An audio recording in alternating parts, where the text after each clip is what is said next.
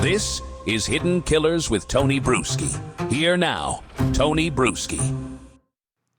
If Elliot Rodger was the spark, then what followed was the wildfire.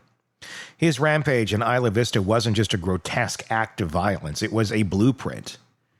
In the decades since his 2014 massacre, a disturbing pattern has emerged. Angry, isolated men, radicalized by rejection, empowered by misogyny, and fueled by a digital community that worships violence. From college campuses to public sidewalks, from Canada to the UK, these so-called incel attacks don't just emulate Rodger's rage. They took up his torch. And the death toll keeps climbing. In this episode, we're going to examine the most notorious incel-inspired killers and attacks since Rodger's so-called Day of Retribution. Some succeeded by wreaking horror. Others were stopped before they could pull the trigger. But every single one of them carries the same calling card. Misogyny turned militant and loneliness weaponized. Let me know in the comment section what you think on YouTube. If you're not on YouTube, search Hidden Killers with Tony Bruschi. You can find us there and comment. And be sure to press subscribe wherever you're listening to this or watching this so you don't miss anything in this series and all of the cases that we cover for you right here. So, on October 1st of 2015, students at Umpqua, I'm probably going to say this wrong, UMPQA. How do you say that one? Umpqua? I'm going to go with that. Community College in Oregon. Someone's like screaming it at me right now, I know. It's an interesting one. Umpqua Community College. There we go. In Roseburg, Oregon. We're going to refer to it as Community College going forward. They were sitting in class when the 26-year-old Christopher Harper-Mercer opened fire. He killed 9 people and wounded 8 before turning the gun on himself. It wasn't just another school shooting. Harper-Mercer, like Rodger before him, left behind writings steeped in bitterness, resentment, and admiration for violence. He idolized Rodger. In a chilling note, he wrote, "Elliot Rodger is a god." He expressed outrage at his own sexual inexperience and described being mocked for being a virgin. When someone teased him about it before the shooting, he snapped back that his virginity was involuntary. That one word, involuntary, anchors him squarely in the ideology of incels. Investigators later discovered Harper-Mercer had been active on forums aligned with incel culture. He saw Rodger not as a monster, but as a misunderstood avenger. His writings referenced incel lingo and mirrored Rodger's grievances, particularly around romantic rejection and perceived social exclusion. Harper-Mercer's attack marked a grim milestone, the first high-profile incel-inspired mass shooting on American soil after Rodger. It was a horrifying reminder that Rodger's ideology had in fact survived, and it found new followers. Fast forward to April 23rd of 2018 in Toronto, Canada, lunchtime. 25-year-old man named Alek Minassian rented a white van, got behind the wheel, and deliberately drove it into a crowded sidewalk. He killed 10 people, 8 of them women, and injured 16 more. Minutes before the attack, Minassian posted on Facebook, quote, "The Incel Rebellion has already begun," and, quote, "All hail the supreme gentleman, Elliot Rodger," unquote.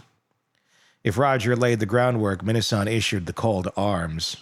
After his arrest, Minassian confessed his motive in chilling detail. He said he was a virgin, felt oppressed by women, longed to spark what he called a beta uprising, and used incel jargon, Chads and Stacys, black pill, retribution. His goal wasn't just revenge, it was recruitment. He wanted to inspire others to follow him. In court, his defense team argued mental illness, noting Minassian's autism diagnosis, but the judge wasn't swayed. In 2021, he was convicted of 10 counts of first-degree murder. While his mental health may have shaped his worldview, it didn't excuse the clear, calculated nature of the attack or his alleged allegiance to Rodger's ideology. Minassian's case highlighted an evolution in incel-related violence. This was no longer just gun violence. This was vehicular terrorism, a method deliberately chosen for its low barrier of entry and devastating impact. His weapon was a rental van, not a firearm, and his message was global. On November 2nd of 2018, 40-year-old Scott Paul Beierle walked into a yoga studio in Tallahassee, Florida, and opened fire. He murdered 2 women and wounded 5 more before killing himself. His name may not be as well known as Rodger or Minassian, but his motives were chillingly similar. Beierle had a long documented history of misogyny. He posted YouTube videos railing against women, calling them sluts and whores, and praised Rodger's reasoning, if not explicitly his actions. In one video, he lamented never having a girlfriend, but ranted about women ignoring men like him. Gee, I wonder why. He'd also been fired from jobs and banned from public spaces for groping women and harassing female co-workers.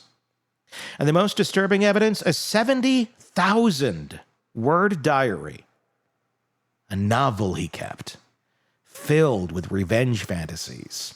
He fantasized about murdering women, punishing them for rejecting him, and restoring some twisted version of gender justice. Before the shooting, he left behind a note that read, "If I can't find one decent female to live with, I will find many indecent females to die with."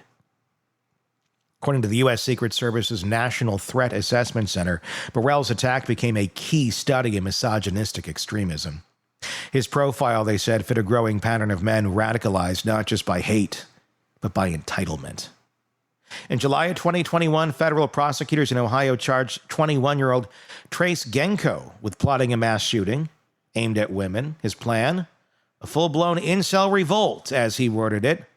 He'd scoured locations, bought tactical gear, stockpiled weapons, and written a manifesto. One chilling detail, he referred to his target list as sorority women. Genco was obsessed with Elliot Rodger. He titled one of his documents, Isolated, a not-so-subtle homage to Rodger's lonely worldview. He idolized the Isla Vista killings and hoped to go even further. Fortunately, the FBI intercepted his plan before he could act. In 2022, Genco pled guilty to planning a hate crime. His case became one of the first federal prosecutions to explicitly classify an incel attack as hate-motivated terrorism.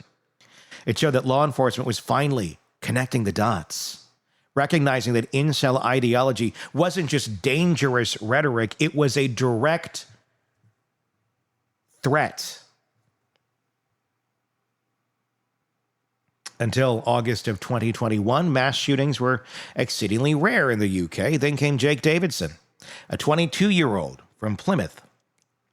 Davison killed 5 people, including his own mother and a 3-year-old girl, before taking his own life.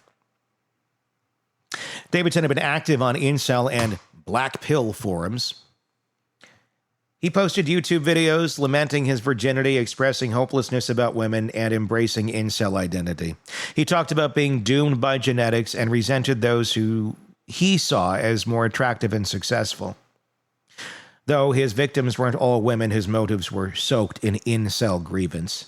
His rage was directed not only at those he knew, but a society he believed had rejected him. The UK government subsequently opened an investigation into how Davison had legal access to firearms despite a history of disturbing behavior. Again, it wasn't just a tragedy. It was a signal flare. It proved that incel violence had crossed oceans, borders, and legal systems. Misogynistic extremism, once dismissed as a fringe American phenomena, had gone global. The cases here are just the most visible. Since 2014, at least a dozen more incidents bear incel fingerprints, and those are just the ones that have been looked at in that light. You can only imagine the true number. In 2020, a 17-year-old in Toronto walked into a massage parlor and stabbed a woman to death. Canadian prosecutors labeled it the first incel-related attack to be prosecuted as terrorism. That same year in Arizona, Armando Hernandez Jr. opened fire at a shopping center targeting couples. He later told police he was an incel and was angry at seeing people in relationships. He wounded 3 people. Other plots have been stopped before violence occurred. One man in California tried to build a bomb to kill, quote, hot cheerleaders. Another in Texas wrote manifestos online calling for a war against women. Even when their plans didn't manifest into bloodshed, their intent was clear and terrifying. What unites nearly all these men is a pattern of behavior, disturbing online posts, histories of harassment, self-identification with misogynistic ideologies, and open admiration for previous attackers. In many cases, friends, family, or coworkers noticed. Sometimes they reported it. Sometimes they didn't. This is something that should be taken just as seriously as if you caught somebody building pipe bombs in their basement with a manifesto about how they're going to take out a group of people because of their race or religion. This is the exact same thing, except it's for their sex. And when you see the people like this, and we catch the people like this, we need to remove the people like this from society. Because I tell you what, they ain't going to change. There's no fixing some people. This is their ideology. They're not coming back from it. And we shouldn't let them back into society because of it. Even when authorities were alerted, systems failed.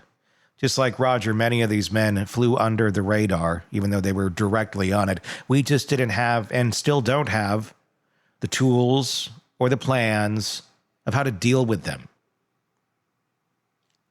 Because they weren't criminals yet. They hadn't broken the law, but they had clearly broken from reality. That's why the U.S. Secret Service, the FBI, and Canadian counterterrorism units now include incel behavior in their threat assessment models. In responding to the growing threat, law enforcement agencies have ramped up training on behavioral threat assessment. Agencies now look for patterns, social media posts idolizing mass shooters, misogynistic language, manifestos, stockpiling weapons, and histories of rejection and rage. It's great we can identify it, but we need to do something about it when we find it, now don't we? Some mental health experts are advocating for earlier interventions, especially for teenage boys showing signs of radicalization. But they face a dilemma. How do you treat someone who doesn't see themselves as sick, but rather a righteous angry? Online platforms have taken action too. Reddit banned incels in 2017. Facebook and YouTube cracked down on hate speech. But many incels migrate to darker corners, like, I'm not going to name them. I'm just not. It's a digital whack-a-mole. Every time one forum is shut down, another emerges. There's also a growing push for public education, especially around healthy masculinity, consent, and rejection. Experts argue that teaching boys emotional intelligence, hey, what an idea that would be. Empathy and resilience could act as a cultural vaccine against the incel window.